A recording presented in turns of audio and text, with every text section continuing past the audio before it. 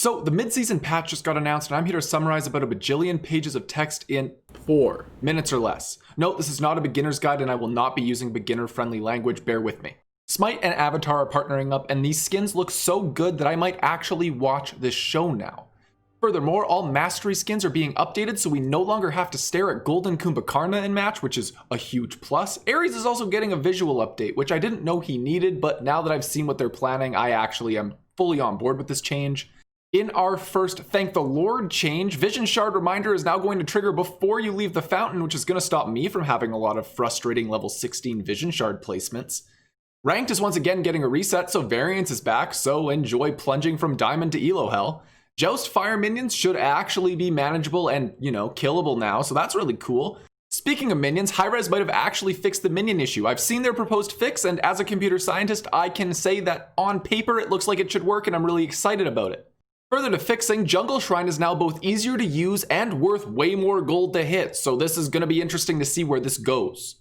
Now we have a whole swing of jungle camp changes, and this is a lot, and I'm going to try and break it down as best as I can. The 2 small mid Harpies are now combined to be one very large lad. The jungle is changing into a whole bunch of different things, and basically everything is now either aggressive and going to kill you or defensive and waiting to die.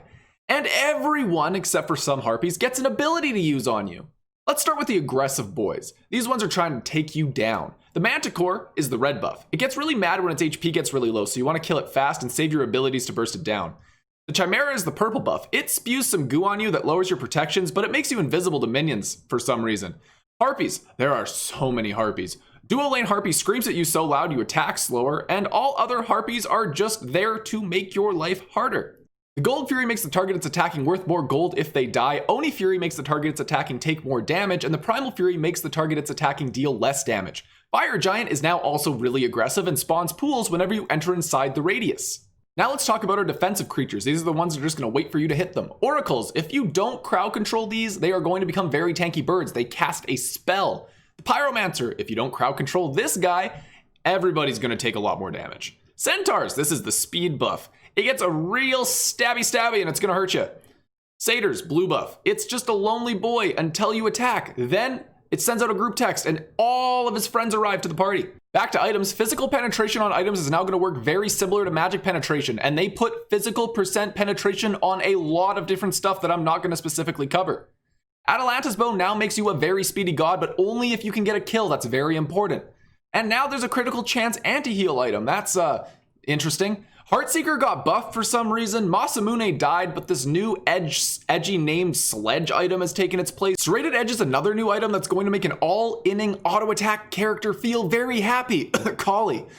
Gladiator Shield and Berserker Shield have been reworked to look really bad on paper, but in tandem with other changes, solo lane might actually have meaningful boxing fights again. I don't know, it's hard to say. Hide of the Nemean Lion no longer bites back, but will give you a single block stack. I think this is a negative. Ring of Hecate is now a magical version of Ichabod, which is pretty cool. Spear of the Magus has been reworked. It's like the old Shaman's Ring, but with a lot more power. And then we've got a few changes to relics, such as teleporting to Phoenixes, Cursed Ankh just countering Shell, and Sunder countering Geb. In terms of gods, Rat got his nuts back, and it's looking like he is going to be viable in every single lane. And then they buffed a lot of different gods in a lot of different small ways. My favorites being Neith being able to shmoove and maybe the 2 not being completely useless now, and then Cerberus getting some cooldown love.